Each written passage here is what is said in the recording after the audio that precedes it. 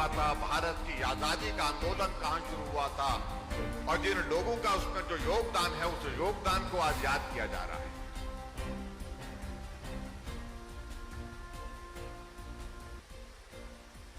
और बहुत सारे लोगों का कहना यह था कि इससे पहले और भी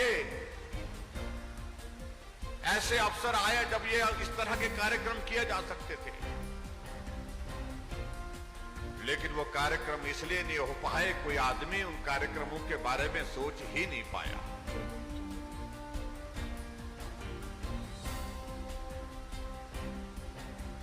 इसलिए सब लोगों ने देश के प्रधानमंत्री नरेंद्र भाई मोदी जी को बधाई दी, और आदरणीय प्रधानमंत्री जी ने कहा कि ये कार्यक्रम हमारा भी एक साल के अंदर ही समाप्त नहीं होगा। हम 2023 15 अगस्त 2023 तक इस कार्यक्रम का आयोजन पूरे देश भर में करेंगे।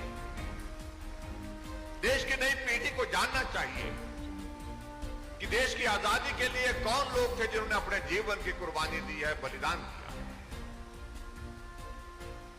देश की आजादी में किन लोगों का योगदान है, और उसके पश्चात आजाद भारत के इतिहास में हम सब लोगों ने जब सफर शुरू किया, उस सफर में, उस यात्रा में हम आज कहां पहुंचे, और उस यात्रा में किसका योगदान किस तरह का रहा है, इन सारी बातों का भी जिक्र करने के लिए प्रधानमंत्री जी ने कहा कि यह बहुत आवश्यक है आज की तारीख में। और इसी तरह पर भाई और बहनों में यह भी कहना चाह रहा हूं, आज अगर हम भारतवर्ष के इतिहास की अगर हम बात कहें अमृत महोत्सव के, उसी तरह से उससे कम महत्व का हमारे लिए हिमाचल प्रदेश की भी 75 वर्ष की यह यात्रा नहीं, जब हमारा प्रदेश अस्तित्व में आया था, जब हमारे प्रदेश का गठन शुरू हुआ था। 15 अप्रैल 1948 को हिमाचल प्रदेश का गठन हुआ, और गठन के पश्चात ये हिमाचल प्रदेश का स्वरूप, वर्तमान स्वरूप हमारे समक्ष आया, और उसके साथ साथ में हम आगे बढ़े।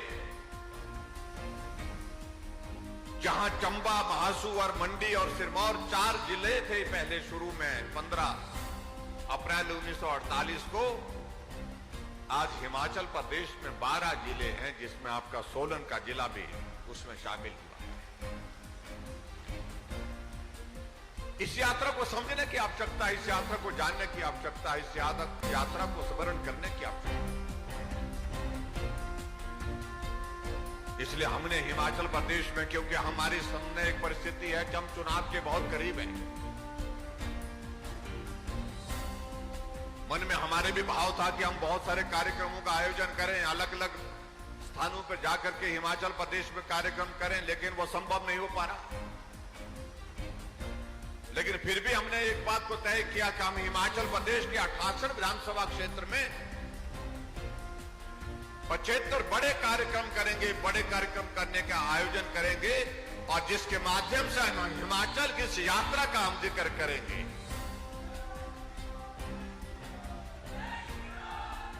आज आप अपने सामने देख रहे हैं, वहां प्रदर्शनी लगी है। अगर उस प्रदर्शनी में आप अंदर जाकर के देखेंगे, आप देखेंगे जब हमें हिमाचल प्रदेश अस्तित्व में आया था, उस वक्त हिमाचल की आबादी 25 लाख थी। उस वक्त हिमाचल की आबादी 11 लाख थी, और आज हिमाचल प्रदेश की आबादी 70 लाख से पार हो गई है। 15 अप्रैल 1948 को हिमाचल प्रदेश का हमारा क्षेत्रफल 25,839 किलोमीटर था, और आज 55,673 किलोमीटर हिमाचल प्रदेश का क्षेत्रफल है। हम और विस्तार में आगे बढ़े। आप कल्पना कर सकते हैं कि उस वक्त का हिमाचल प्रदेश में रोड नेटवर्क 208 किलोमीटर था, 228 किलोमीटर था। 228 किलोमीटर सड़क पूरे हिमाचल में, और आज हिमाचल प्रदेश में 39,000 से ज्यादा किलोमीटर सड़क हिमाचल प्रदेश में बनी है। उस वक्त जब हिमाचल प्रदेश अस्तित्व में आया था, 240 रुपए प्रति व्यक्ति आय थी, और आज वो आय हिमाचल प्रदेश में 2,01,845 रुपए की है, यानी कि हम प्रति व्यक्ति आय की दृष्टि से भी बहुत आगे बढ़े। और उसी तरह से अगर हम आगे बढ़कर के बात कहें, हमारी हिमाचल की साक्षरता दर, जब हमारा हिमाचल बना था 1948 में 15 अप्रैल को 4.8 थी, और महिलाओं की साक्षरता दर तो 2% से भी नीचे थी।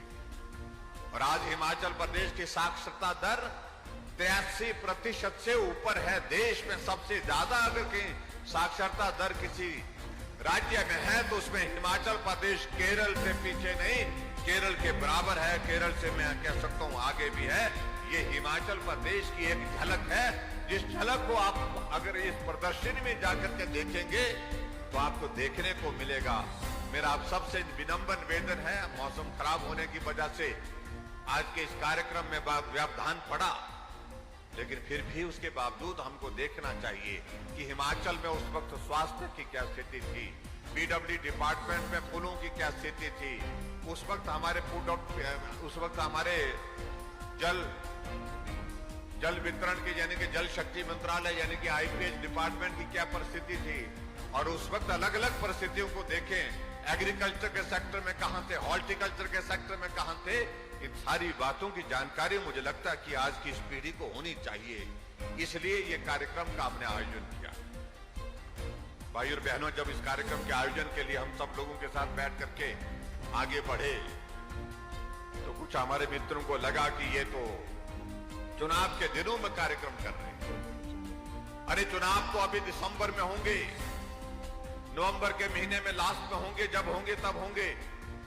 लेकिन चुनाव से पहले क्या हिमाचल प्रदेश की प्रगति पर लोगों के बीच में जाकर के उसकी जानकारी देना और लोगों के साथ उसका कार्यक्रम करना, मैं समझता हूं कि किसी भी तरह से गलत नहीं है।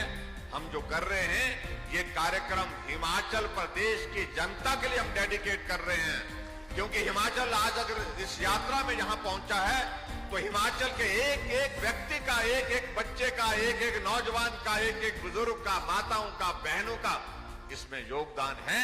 इसलिए हमने कहा जिनका योगदान है इस प्रदेश को आगे बढ़ाने के लिए हम उनके साथ संवाद करने के लिए, बात करने के लिए जरूर जाएं। इसलिए हमने हिमाचल प्रदेश में 88 विधानसभा क्षेत्र में 75 कार्यक्रमों का आयोजन किया।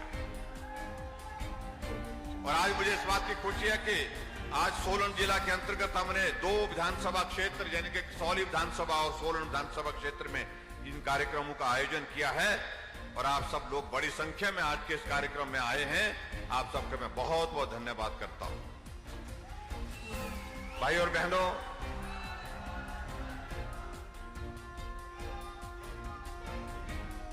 मैं इस बात को भी देख रहा था, सोलन जिला का मैं अगर कि आज यहां पर आपके इस विधानसभा क्षेत्र में कार्यक्रम में आया हूं, आकर के हमने यहां पर 7 उद्घाटन और 6 शिलान्यास के कार्यक्रम किए। यहां पर जो हमारी दाईं तरफ है वो जो उद्घाटन और शिलान्यास के 13 कार्यक्रम हुए हैं, मुझे इस बात की खुशी है 145 करोड़ रुपए का उद्घाटन और शिलान्यास जो आज हुए हैं उसके लिए मैं आप सबको बहुत बहुत बधाई देता हूं, शुभकामनाएं देता हूं।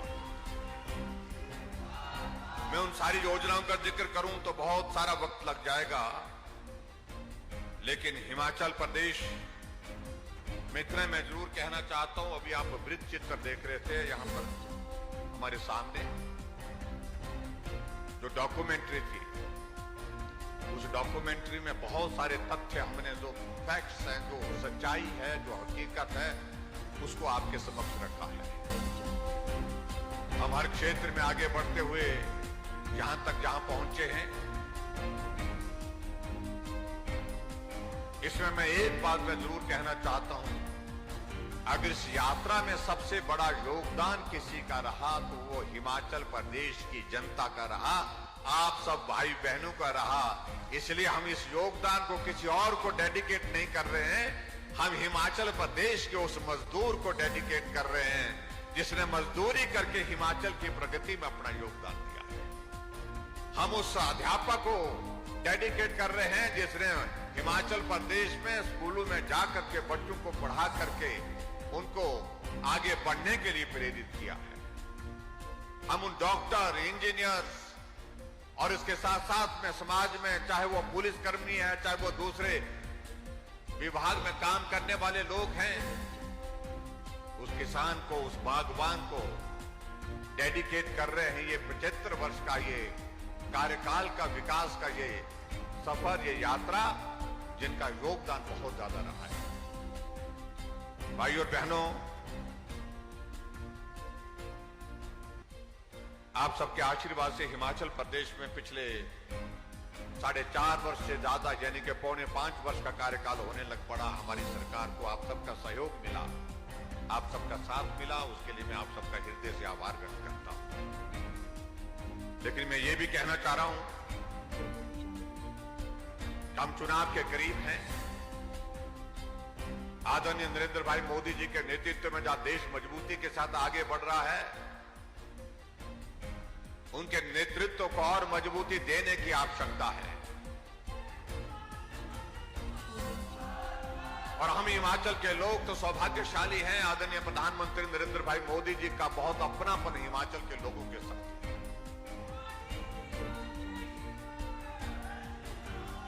जब भी वो हिमाचल का जिक्र करते हैं, सदैव इस बात का जिक्र करते हैं, जब मैं हिमाचल आता हूं मुझे लगता है कि मैं अपने घर आया हूं। ये वही व्यक्ति कह सकता हूं जिसके दिल में हिमाचल के लिए वो स्थान है।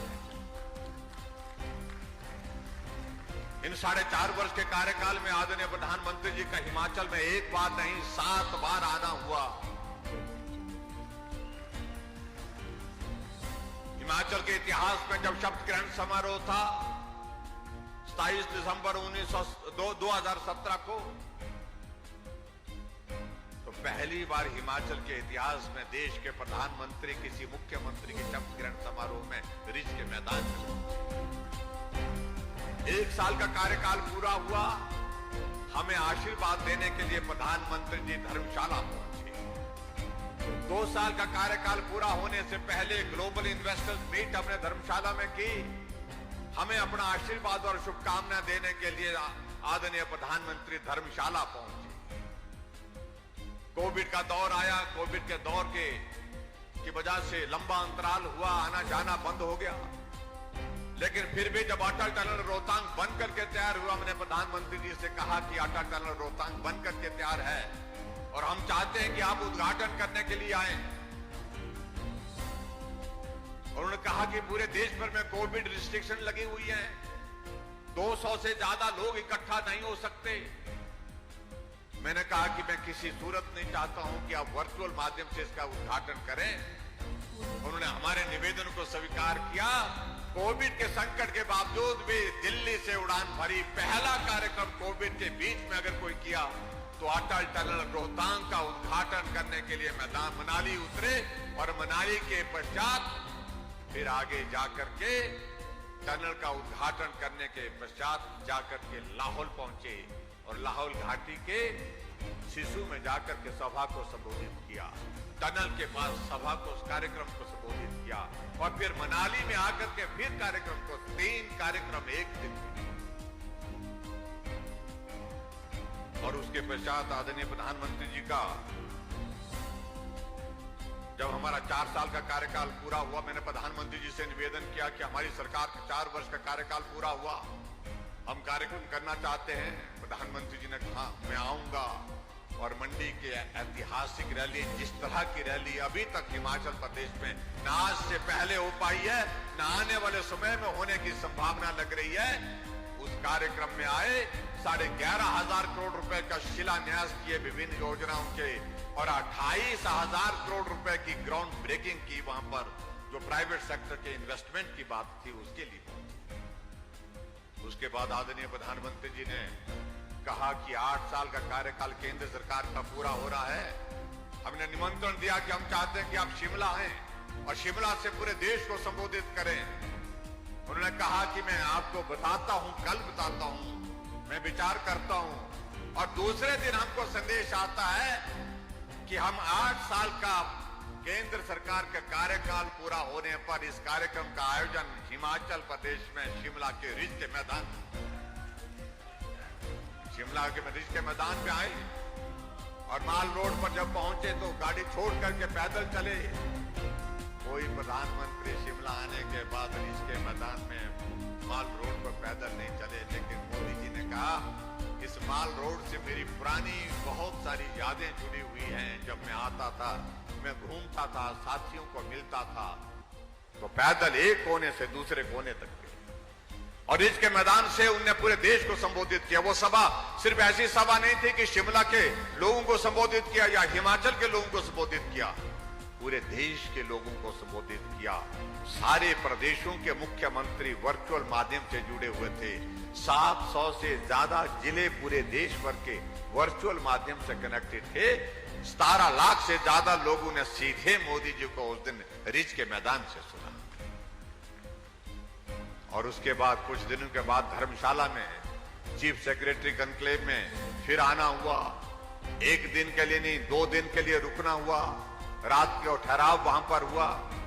और अभी मुझे इस बात की खुशी है कि पिछले कल दिल्ली में नीति आयोग की बैठक थी और नीति आयोग की बैठक में प्रधानमंत्री जी ने कहा कि हिमाचल प्रदेश में जाकर के धर्मशाला में हमने जो देश के लिए जो चिंतन किया, देश के लिए जो चीफ सेक्रेटरी कॉन्क्लेव में जो हमारी चर्चाएं हुई, वो बहुत सार्थक चर्चाएं हुई। पूरे देश को आगे कैसे हम बढ़ा सकते हैं, उन सारे विषयों को लेकर के विस्तार से चर्चा होने के पश्चात नीति आयोग के इस एजेंडे में मैंने उन्हीं चीजों को शामिल किया है जो धर्मशाला की उस बैठक में हमने चर्चा की है। इसलिए बहुत सारी चीजों को लेकर के हम बात कर सकते हैं। भाई और बहनों, हिमाचल में आप सबके आशीर्वाद से हमारी सरकार का 4.5 वर्ष से ज्यादा का कार्यकाल जो पूरा हुआ है वो समर्पित किया है हम आप सबके लिए। लेकिन मैं एक बात जरूर कहना चाहता हूं, आज हिमाचल को जरूरत है केंद्र सरकार के सहयोग की। आज हिमाचल को जरूरत है नरेंद्र भाई मोदी जी के आशीर्वाद की। हमारे कांग्रेस के नेता हमसे प्रश्न पूछने की कोशिश करते हैं कि मोदी जी हिमाचल आए तो मिला क्या। उन्हें मालूम होना चाहिए नरेंद्र भाई मोदी जी भाषण देकर के घोषणा करने वाले नेताओं में से नहीं है। वो बिना घोषणा किए बहुत सारा हिमाचल को दे गए। जरा याद करिए 2014 से पहले की परिस्थिति को, जब हिमाचल और केंद्र सरकार की योजनाओं का इंप्लीमेंटेशन की अगर बात आती थी, 50% हम देते थे, 50% केंद्र देता था। कुछ जगह 60% हम देते थे, 40% दिल्ली देता था। लेकिन नरेंद्र भाई देश के प्रधानमंत्री बने, उन्होंने कहा कि हिमाचल जैसे छोटे और भौगोलिक दृष्टि से कठिन प्रदेश में साधनों की कमी है, इसलिए ये 50% का हिस्सेदारी का काम विकास के लिए नहीं, हम 90% देंगे, 10% हिमाचल देगा। हिमाचल को ज्यादा मदद करने की बात कही और मदद कर रहे हैं। हम कैसे एहसान चुकता कर सकते हैं उनका। जो कांग्रेस के नेता हमसे पूछते हैं कि क्या दिया, 10,000 करोड़ रुपए से ज्यादा के प्रोजेक्ट हिमाचल प्रदेश के लिए स्वीकृत हुए। आज जल जीवन मिशन के अंतर्गत पूरे देश भर में हिमाचल सबसे बेहतरीन काम कर रहा है। आज एडीबी का हमारा 2100 करोड़ रुपए का प्रोजेक्ट स्वीकृत प्रधानमंत्री जी के आशीर्वाद से हिमाचल के लिए हुआ। आज सोलन जिला के अंतर्गत मेडिकल डिवाइस पार्क की स्वीकृति, जो 500 करोड़ रुपए से ज्यादा जिसमें खर्च होगा, उसकी स्वीकृति आदरणीय प्रधानमंत्री नरेंद्र भाई मोदी जी के आशीर्वाद से हिमाचल प्रदेश को मिली। आने वाले समय में बल्क ड्रग फार्मा का हब हिमाचल प्रदेश को मिलने वाला, जिसमें कुल इन्वेस्टमेंट 50,000 करोड़ रुपए से ज्यादा आने वाली है, जो आने वाले समय में बन करके तैयार होगा। उसकी भी तैयारी चल रही है, वो भी लगभग तैयार हो रहा है। और हिमाचल प्रदेश के लिए स्पेशल असिस्टेंस जो केंद्र की ओर से मिली, एक बार नहीं 4 बार दी गई। 800 करोड़ रुपए हिमाचल के विकास के लिए दिया गया। हम कैसे एहसान भूल सकते हैं नरेंद्र भाई मोदी जी का। और सबसे बड़ी बात तो ये कि देश कोविड के संकट में से गुजर रहा था, उस संकट में वैक्सीन बना करके तैयार की, बिना पैसे के वैक्सीन दी। आज हर आदमी हिमाचल प्रदेश में, जो यहां हजारों की संख्या में आप लोग बैठे हैं, इस कारण से बैठने की स्थिति में हो पाए क्योंकि हमें मालूम है कि हमने वैक्सीन लगा दी है। कोविड का दौर आ भी गया तो वैक्सीन लगने के बाद उसका प्रभाव बहुत ज्यादा नहीं हो पाएगा। इसलिए निश्चिंत होकर के बिना किसी आशंका के हम यहां पर बैठे, और उसके लिए मैं आप सबका धन्यवाद भी करना चाहूंगा। वैक्सीन के अभियान में हिमाचल ने बहुत बेहतरीन काम किया, आप सब ने बहुत बेहतरीन काम किया। पहली डोज में भी आप पहले नंबर पर आए और दूसरी डोज में भी पूरे देश भर में पहले नंबर पर आए। इसके लिए मैं आप सबका अभिनंदन करता हूं भाइयों और बहनों, बहुत धन्यवाद। और यहां कांग्रेस, देखिए, कल्पना करिए, वो प्रचार करती रही कि अगर ये वैक्सीन लगाएंगे तो इसका साइड इफेक्ट होगा, नजरें जा सकती है, शुगर बढ़ सकती है, याददाश्त चली जा सकती है, कुछ भी हो सकता है। लोगों को ये कहते रहे कि मत लगाओ, लेकिन लोगों ने उनकी बात सुनी, मानी नहीं। मानी किसकी बात? नरेंद्र भाई मोदी जी की बात मानी। लाइन में, पंक्ति में खड़े हुए वैक्सीन सेंटर जाकर के लोग, और वैक्सीन का टारगेट जो दिया था उसको समय से पहले पूरा किया। कई बार विचित्र लगता है, ऐसे भी लोग इस देश में हैं, इस प्रदेश में भी। जब आदमी की जिंदगी संकट में पड़ी हुई है, उस जिंदगी को बचाने के लिए हमारे देश के प्रधानमंत्री मेहनत कर रहे हैं, बिना पैसे के वैक्सीन लगा रहे हैं, फ्री ऑफ कॉस्ट वैक्सीन लगा रहे हैं, और वो उसका उल्टा प्रचार कर रहे हैं। ये दुर्भाग्यपूर्ण परिस्थिति है भाइयों। मैं उन सारी चीजों में बहुत जाऊंगा तो वक्त लगेगा। मुझे आप सबके लिए इस बात का एक संदेश जरूर देना है कि इन दिनों चुनाव के करीब होने के कारण हमारे विपक्ष के लोग बहुत सारी बातों का जिक्र कर रहे हैं। मैं आज देख रहा था कि आज शिमला में कांग्रेस पार्टी की कोई बैठक थी, और कांग्रेस पार्टी की बैठक में कोई इनके कुछ नेता बाहर से आए, और कहां से आए हैं? नेता जो है छत्तीसगढ़ के मुख्यमंत्री यहां शिमला आए हैं, और आज उनने प्रेस कॉन्फ्रेंस की, और प्रेस कॉन्फ्रेंस में क्या क्या ऐलान किए कि कांग्रेस पार्टी सत्ता में आएगी, 10 दिन के अंदर ओपीएस लागू कर देगी। अपने प्रदेश में तो करके आ जाओ, जहां आप मुख्यमंत्री हैं।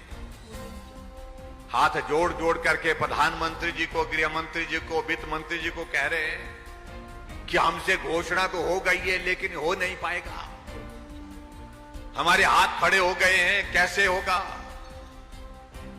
पैसा कहां से आएगा। कल भी प्रधानमंत्री जी के साथ हम जब भोजन कर रहे थे, एक ही टेबल पर हम थे। अशोक गहलोत जो कांग्रेस पार्टी के सीनियर लीडर हैं, मुख्यमंत्री हैं राजस्थान के, प्रधानमंत्री जी ने उनसे कहा कि आपने लोगों को गुमराह करने के लिए जो जिस प्रकार से योजना बनाई है, ये बहुत दुर्भाग्यपूर्ण है। और उनसे पूछा कि भी आप बताओ देंगे कैसे? बोलते जी जब तक लिए देने की बात आएगी तब तक के लिए हमारा चुनाव हो जाएगा। यानी कि वो ये मान करके चल रहे हैं कि चुनाव हो जाएगा तो तब तो उसके बाद जो आगे वाला है वो भुगतेगा, तब तो हम अपना तो काम पूरा कर लेंगे। इससे बड़ी घटिया सोच, दुर्भाग्यपूर्ण सोच तो कोई और हो नहीं सकती है। यहां पर भी कर्मचारी भाइयों को गुमराह करने की कोशिश कर रहे हैं। कर्मचारियों के प्रति हमारी सद्भावना है, उनके साथ हमारा प्रेम है, उनका हिमाचल के विकास में एक बहुत बड़ा योगदान है।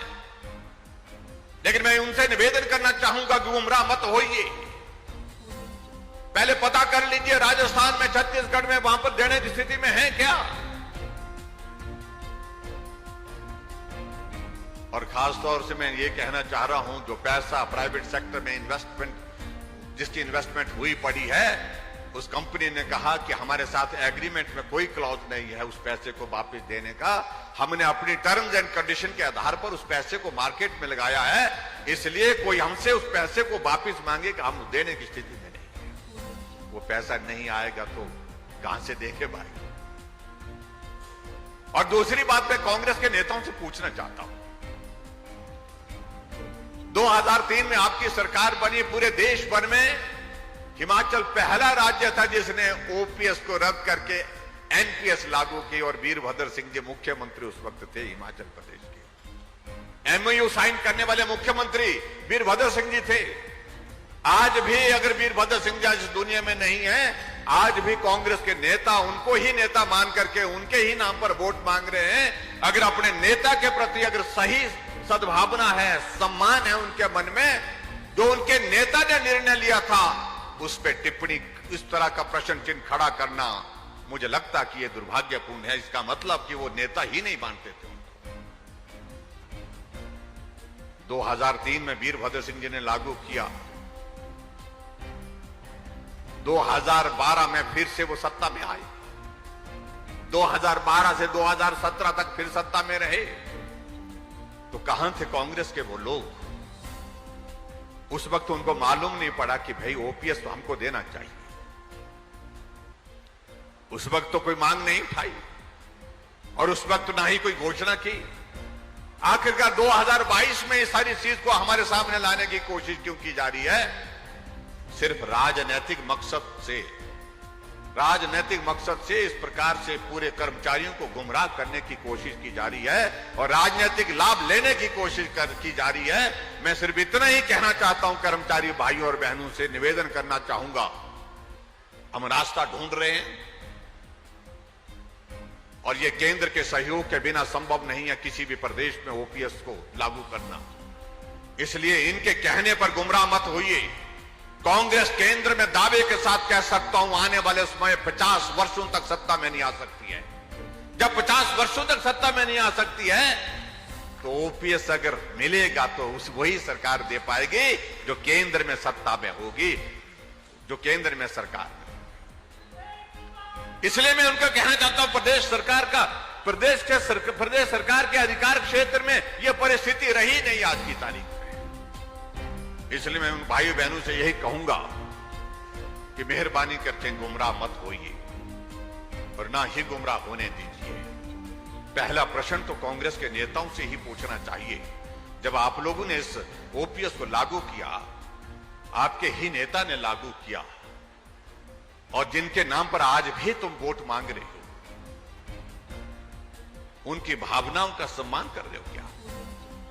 कर्मचारियों के जितने भी मुद्दे हैं, उन मुद्दों को लेकर के हमने कमेटी कॉन्स्टिट्यूट की है चीफ सेक्रेटरी की अध्यक्षता में। रास्ता क्या निकल सकता है उसका हम प्रयत्न कर रहे हैं, लेकिन मैं इतना जरूर कहना चाह रहा हूं कि जो कांग्रेस के लोग गुमराह कर रहे हैं उनको गुमराह नहीं करना चाहिए। कर्मचारियों को इतना मैं निवेदन जरूर करना चाहूंगा। भाई और बहनों, बहुत सारी चीजों को लेकर के हमने इन 4.5 वर्ष से ज्यादा के कार्यकाल में लोगों की सेवा करने की कोशिश की है। हमने एक बात कही है, जहां गरीब वहां हम, यानी कि गरीब के करीब कोई अगर सरकार है तो वो भारतीय जनता पार्टी की हिमाचल प्रदेश की सरकार है। हमने निर्णय किए, हमने नई योजनाओं के माध्यम से गरीब आदमी की मदद करने की कोशिशें की और वो लोग घोषणा कर रहे हैं कि हम जब सत्ता में आएंगे तो जयराम ठाकुर के सारे फैसले को रद्द कर देंगे। और अपनी तरफ से देखिए, हमने कहा रद्द करेंगे क्या? आप पेंशन हमने दे रहे हैं, तुम 400 करोड़ खर्चे थे पेंशन पर, हम 1300 करोड़ रुपए खर्च कर रहे हैं। हम 60 साल से ऊपर के लोगों के लिए, सबके लिए पेंशन का प्रावधान कर रहे हैं। तो ऐसे में क्या आप भी पेंशन जो दे रहे हैं इसको बंद करेंगे? हमने गरीब आदमी के इलाज के लिए हिमकेयर की योजना की शुरुआत की, क्या आप उसको भी बंद करेंगे? क्या हमने गैस के चूल्हे 3,32,000 से ज्यादा चूल्हे महिलाओं के घर में पहुंचाया, हर घर में गैस का चूल्हा पहुंचाया? क्या आप घर की रसोई से उस चूल्हे को भी उठा करके ले जाएंगे?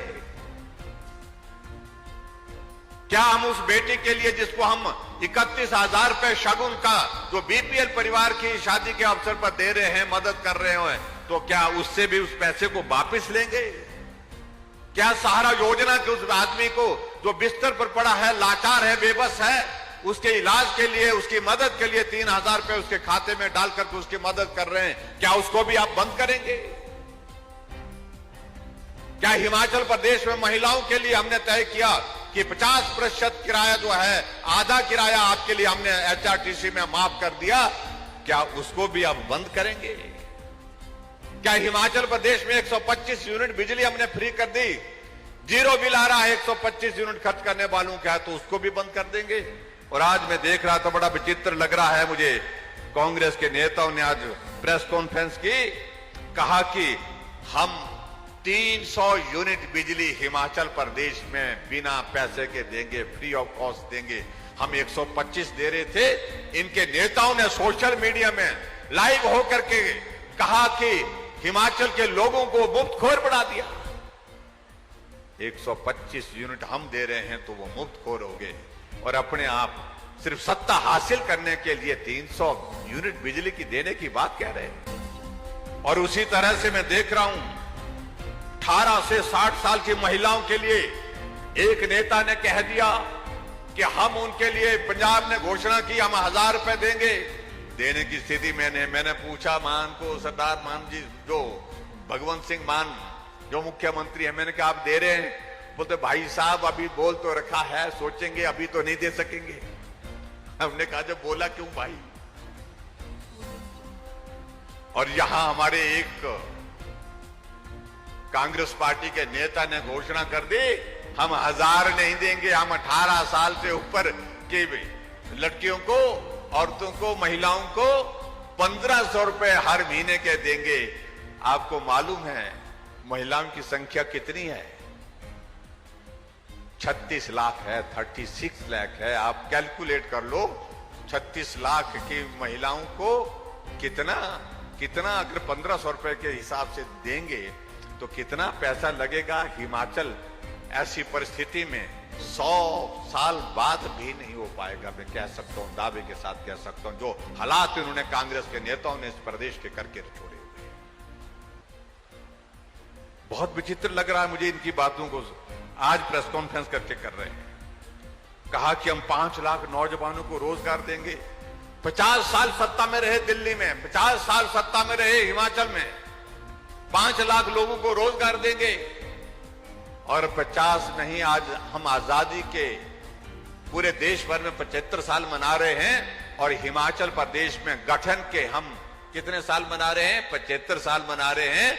और 75 सालों में हिमाचल प्रदेश में कर्मचारियों की संख्या, सरकारी नौकरी में जो काम करने वाले कर्मचारी हैं, उनकी संख्या 2 लाख है, और ये 5 लाख लोगों को रोजगार देंगे।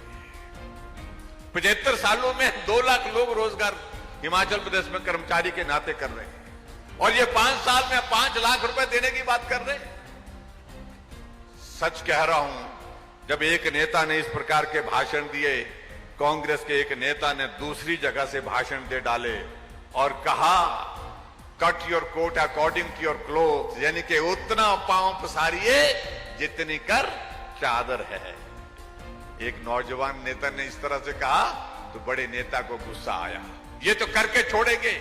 आज उन्होंने घोषणा की है, मुझे मालूम नहीं है क्या परिस्थिति होगी, लेकिन कांग्रेस के नेताओं ने कहा ये उनका निजी विचार है, हिमाचल की परिस्थितियां इस प्रकार की नहीं है, इनसे कोई फर्क नहीं पड़ने वाला है। वो आज घोषणा कर रहे हैं, हम व्यक्तिगत हम व्यवहारिक रूप से उन चीजों को लागू कर चुके हैं। आज महिलाओं को 50% किराया देना पड़ रहा है, हम इसको लागू कर चुके हैं। हिमाचल प्रदेश में महिलाएं आ रही हैं, जा रही हैं, आधे किराए पर जा रही है। आज हिमाचल प्रदेश में पानी का नल गांव में लगा, मैंने कहा पानी पिलाना पुण्य का काम है। देवभूमि हिमाचल प्रदेश में हम पानी बिना पैसे के पिलाएंगे लोगों को, बिना पैसे के पानी देंगे, तो हम 0 बिल ले रहे हैं, कोई किराया गांव के लोगों से पानी का नहीं ले रहे हैं। वो कह रहे हैं कि हम करेंगे, हमने करके दिखा दिया। हमने कहा हिमाचल ऊर्जा राज्य है, 125 यूनिट की हमारी हैसियत है, हम माफ कर सकते हैं। हमने 125 यूनिट बिजली फ्री कर दी। जून और जुलाई महीने का बिल आप सबके पास बिजली का आया होगा, तो कितना बिल आया? 0 बिल आया आपके पास होगा। वो कह रहे हैं 300, हम आएंगे तो 300 यूनिट देंगे, और हम आज ही 125 यूनिट जो है बिजली फ्री ऑफ कॉस्ट कर रहे हैं। और आने की बात भाई और बहनों होगी कहां से? जो पूरे देश में आने लायक नहीं रहे हैं, वो यहां कहां से आएंगे? पूरे देश भर में कांग्रेस समाप्त हो गई, और हिमाचल प्रदेश में मैं कह सकता हूं इस चुनाव के बाद हम एक ही बात कहना चाह रहे हैं कि हमने एक बात कही है, अब की बार सरकार नहीं, रिवाज बदलेगा। रिवाज क्या? कि उनको लग रहा है कि रिवाज बना हुआ है, 5 साल इनकी, 5 साल हमारी, हमारी और उनकी, इस तरह का रिवाज चलता रहेगा। लेकिन हमने कहा उत्तराखंड ने रिवाज बदल दिया, उत्तर प्रदेश ने रिवाज बदल दिया, पड़ोस का राज्य हरियाणा रिवाज बदल दिया। खट्टर साहब 14 से 2019 तक मुख्यमंत्री पूरा कार्यकाल करने के बाद 5 वर्ष के बाद फिर मुख्यमंत्री हैं। योगी जी फिर से मुख्यमंत्री बन गए, धामी जी फिर मुख्यमंत्री बन गए, और हिमाचल में भी निश्चित रूप से रिवाज बदलेगा, सरकार भाजपा की बनेगी। उसके लिए हम सब लोगों को काम करना है। यही मुझे आपके आज के इस कार्यक्रम में कहना है। भाई और बहनों, यहां बहुत सारी बातों को लेकर के कुछ बातों का जिक्र हुआ है। सोलन में पता नहीं आप लोग थोड़ी थोड़ी कसर छोड़ते हैं, और बहुत कम वोटों से कसर छूटी है, और अब की बार उस कसर को पूरा करना है, हर हालत में पूरा करना है। ये सोलन चाहिए, सारे का सारा चाहिए, पूरे का पूरा चाहिए। हम हिमाचल प्रदेश में फिर सरकार बनाने वाले हैं। सरकार बनेगी निश्चित रूप से भारतीय जनता पार्टी की, और उसमें हमको सोलन विधानसभा क्षेत्र से भाजपा का विधायक चाहिए। सोलन के लिए कॉरपोरेशन मांगी, कॉरपोरेशन दी। सोलन के विकास के लिए जो पैसा मांगा, हॉस्पिटल के लिए पैसा मांगा, वो पैसा दिया। सड़कों के लिए पैसा मांगा, सड़कों के लिए पैसा दिया। पेयजल योजना के लिए पैसा मांगा, उसके लिए पैसा दिया। हर तरह से जो मदद हम कर सकते थे वो हमने करने की कोशिश की, और आने वाले समय में भी आप सबके लिए हम मदद करेंगे। आपके यहां से एक सुझाव के रूप में बात आई है, मुझे मालूम नहीं ये डिग्री कॉलेज का जिक्र यहां पर किया गया है, लेकिन यहां सारी चीजों का मैं पूरा फीडबैक ले लूंगा, असेसमेंट ले लूंगा, टोटल डिस्टेंस, टोटल स्ट्रेंथ बच्चों की कितनी हो सकती है। लेकिन जो डिग्री कॉलेज ममलीग में, शायरी में मांगा गया है, इसको हम स्वीकार करेंगे। इतनी बात कहते हुए आज के इस कार्यक्रम में आप सब यहां पर बड़ी संख्या में पहुंचे, आप सबका बहुत बहुत धन्यवाद। नमस्कार, जय हिंद।